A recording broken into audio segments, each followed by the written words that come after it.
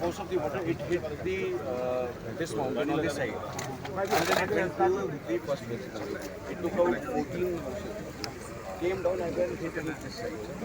ഈ ഒരു ദുരന്തത്തിൻ്റെ വ്യാപ്തി എത്രമാത്രം ഭീകരമാണ് എന്ന് മനസ്സിലാക്കണമെങ്കിൽ നമ്മൾ യഥാർത്ഥത്തിൽ ഈ സ്ഥലത്ത് വരണം, ഈ പ്രദേശത്ത് വരണം. പൊട്ടുന്ന ശബ്ദം കേട്ടല്ലോ, അത് കേട്ടിട്ട് എത്ര നേരം കൊണ്ടാ ഇത് താഴേക്ക് വന്നത്? അത് പൊട്ടി ഒരു 10 മിനിറ്റ് 15 മിനിറ്റ് കൊണ്ട് സാധനം താഴേക്ക് എത്തിയിട്ടുണ്ട്.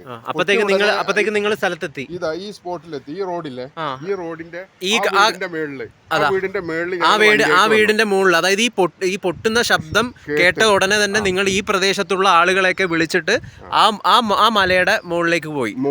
അവിടെ ഒരു റിസോർട്ട് ഉണ്ട്. ആ റിസോർട്ടിലേക്ക് ആളാക്കി. ശരിക്കും പറഞ്ഞു കഴിഞ്ഞാൽ നമ്മളിപ്പോൾ ഈ നിൽക്കുന്നത് എന്ന് പറയുന്ന ഒരു റോഡാണ്.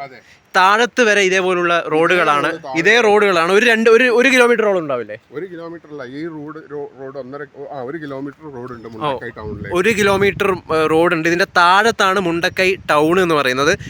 ഈ ഇതേപോലത്തെ അനേകം വീടുകളാണ് താഴത്തുണ്ടായിരുന്നത്. വീടായിരുന്നു ഇവിടെ. ഈ താഴെ ഈ ലൈനിലെ കംപ്ലീറ്റ് വീടാണ്. ഈ സൈഡിലും വീടായിരുന്നു. അങ്ങ് താഴെ വരെ. അതായത് ഈ റോഡിന്റെ, ഈ കാണുന്ന റോഡിന്റെ ഇരുവശവും വീടുകളായിരുന്നു, അനേകം വീടുകളായിരുന്നു.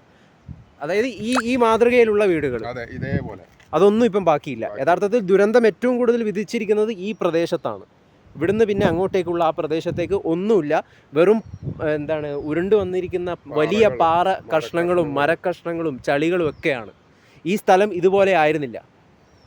ശരിക്കും യഥാർത്ഥത്തിൽ ഈ വയനാട് മുണ്ടക്കൈ ദുരന്തത്തിൻ്റെ ഏറ്റവും വലിയ പ്രൈം സ്പോട്ടാണ് നിങ്ങളിപ്പോൾ ഈ കാണുന്ന ദൃശ്യം. എന്താണ് മുണ്ടക്കൈ ദുരന്തം എന്ന് നിങ്ങൾക്ക് മനസ്സിലാകണമെങ്കിൽ ശരിക്കും ഈ ദൃശ്യങ്ങൾ നിങ്ങൾ കണ്ടാൽ മതി. അതിന്റെ ശക്തി ശരിക്കും പ്രാപിച്ചത് ഈ ഇവിടുന്ന് നിന്നായിരിക്കും. കാരണം ഇതൊരു ഇറക്കാണല്ലോ, ഒരു സ്ലോപ്പാണ് ഇത്. അപ്പൊ അതിന്റെ ആ ഫോഴ്സ് മുഴുവൻ നേരെ പോയി ഇത് ശരിക്കും പറഞ്ഞ ഒരു റെസിഡൻഷ്യൽ ഏരിയ അല്ലേ? ഓക്കെ. നിങ്ങൾ ഇവിടെയുള്ള ഈ വീടുകളും ഇതൊക്കെ എത്ര വർഷത്തോടെ പഴക്കമുണ്ടാവും? ഇത് കാണുമ്പോൾ വളരെ ചെറിയ വർഷപ്പഴക്കം, പിന്നെ 5 വർഷത്തെ പഴക്കമുള്ളൂ, 5-6 വർഷത്തെ. ഇതൊക്കെ എല്ലാവർക്കും ചെറിയ തോട്ടായിരുന്നു. ഇത് മുറിച്ചു വിറ്റതിന് ശേഷമാണ്. ഇതൊരു 5 ഏക്കർ തോട്ടമായിരുന്നു. ഇത് മുറിച്ചു വിറ്റതിന് ശേഷമാണ് ഇവിടെയുള്ള വീടുകളൊക്കെ വന്നത്. അതായത് പണ്ട് ഈ സ്ഥലം മുഴുവൻ തോട്ടങ്ങളായിരുന്നു, പിന്നീട് അവിടെയാണ് വീടുകൾ വന്നത്. അപ്പം ഇതിന്റെ താഴത്താണ് മുണ്ടക്കൈ ടൗൺ എന്ന് പറയുന്നത്. നമുക്ക് അവിടെ ഒരു മിന്നാരം കാണാം. അതാണ് മുണ്ടക്കൈ ടൗണ്, പള്ളിയാണത്. ഇവിടുന്ന് ഞാനിപ്പോ ഈ നിൽക്കുന്ന ഈ റോഡിൽ നിന്ന് താഴത്തേക്ക് ഏതാണ്ട് 1 കിലോമീറ്ററോളം ദൂരമുണ്ട്. ഈ റോഡില്ലേ, ഈ റോഡ് ശരിക്കും എങ്ങനെയായിരുന്നു ഇതിന്റെ ഒരു ഡിസൈൻ? നേരെ ആയിരുന്നോ? നേരെ ഇങ്ങനെ വരും. നേരെ ഇങ്ങനെ വരും.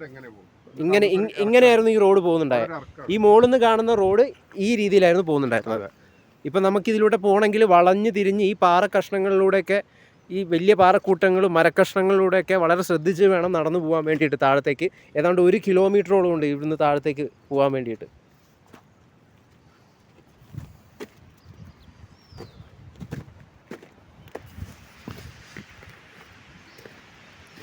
കണ്ടില്ലേ, ഇവിടെയൊക്കെ വീടുകളായിരുന്നു.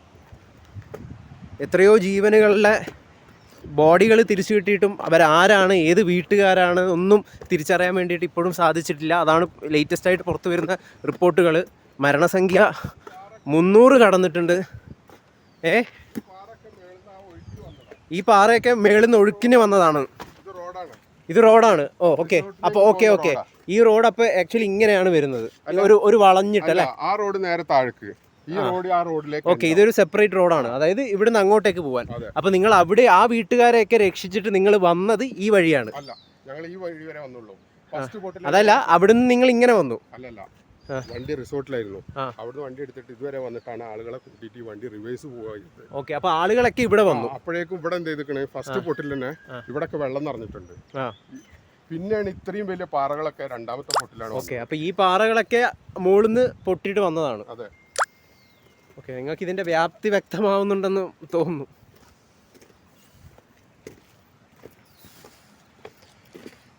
ഇവർ ശരിക്കും ഈ ചേട്ടനൊക്കെ കൂടിയിട്ടാണ് ഈ വീട്ടിലൊക്കെയുള്ള ആളുകളെയൊക്കെ രക്ഷപ്പെടുത്തി ഇതിൻ്റെ മുകളിലൊരു റിസോർട്ട് ഉണ്ടെന്നാണ് പറയുന്നത്. അതിൻ്റെ മുകളിലേക്ക് കൊണ്ടുപോയി ആ ദിവസം രാത്രി 30-ാം തീയതി. ഇവിടുന്ന് ഇപ്പോൾ താഴോട്ട് എങ്ങനെ പോവാ? താഴേക്ക് ഞാൻ നേരത്തെ വന്നപ്പോൾ താഴെ ഇതിലൂടെയൊക്കെ നടന്നിട്ടാണ് താഴേക്ക് മുകളിൽ നിന്ന് കയറി വന്നത്. നമുക്ക് താഴേക്ക് എന്തായാലും ഇതുവഴി പോവാം. കൂടുതൽ വാർത്തകളും വിശേഷങ്ങളും നിങ്ങളിലേക്ക് എത്താൻ ABC മലയാളം സബ്സ്ക്രൈബ് ചെയ്യുക, ബെൽ ബട്ടണും അമർത്തുക.